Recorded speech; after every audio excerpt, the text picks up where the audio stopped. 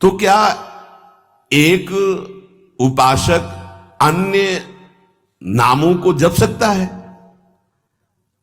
अन्य नामों का कीर्तन कर सकता है, अन्य रूपों का पूजन कर सकता है?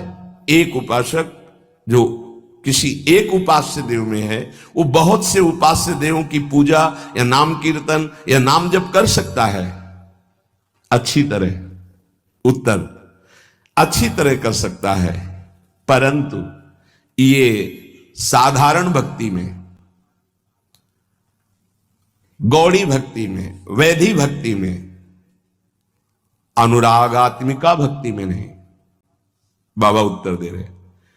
तो जब हम वृंदावन की भूमि से भक्ति की बात करते हैं थे, प्रेम भक्ति, प्रेम लक्षणा भक्ति की बात, इसीलिए रसना कटो जो अनरटो, निरखी अनफुटो नयन, श्रवण फुटो जो अनसुनो, श्री राधा जस बैन।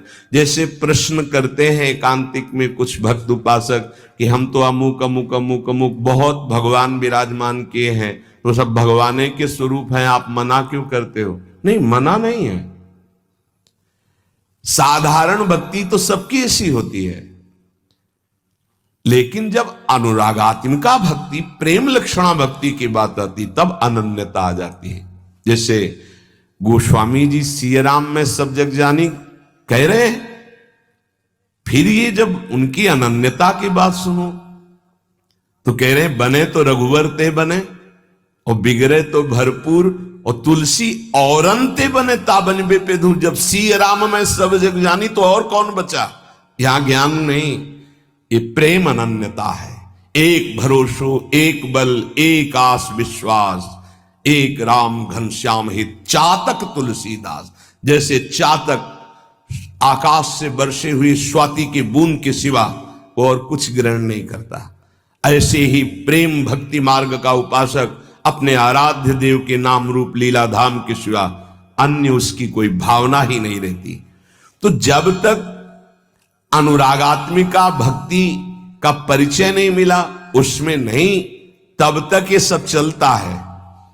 थोड़ी देर ये, थोड़ी देर ये, थोड़ी देर इनकी उपासना, इनका कीर्तन, इनकी चालीसा, इनका पाठ, ये प्रारंभिक भक्ति। लेकिन प्रेम लक्षणा भक्ति में जाकर के वो समिट जाता है, अपने इष्ट देव के नाम रूप लीला धाम में अनन्य हो जाता है। क्या नाम जप और संकीर्तन मात्र से शुद्ध ज्ञान प्राप्त हो सकता है,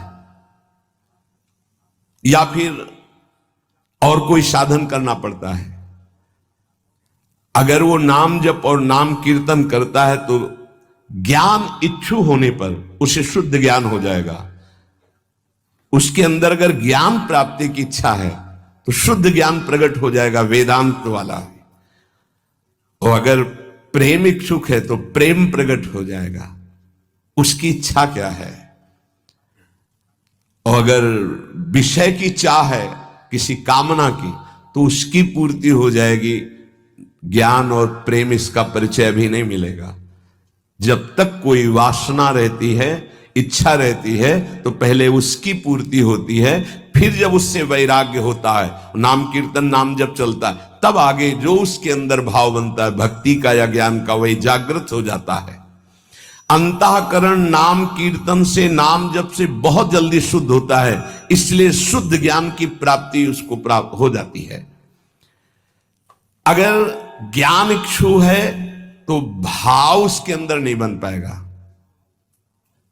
नाम कीर्तन का जो भाव है कि अशुभ प्रवाह होने लगा, रोमांच होने लगा, ये नहीं आएगा, क्योंकि ज्ञान इच्छुक है।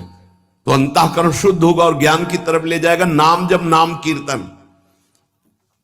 लेकिन भगवत मार्ग का भाव वाला जो उपासक है, उसको विशेष भाव प्राप्त होता है कि साधन भी यही होता है और साध्य भी यही होता है। रोमांच हो रहा है, शुभ प्रवाह हो रहा, सामने आराध्य देव की झांकी दिखाई दे रही।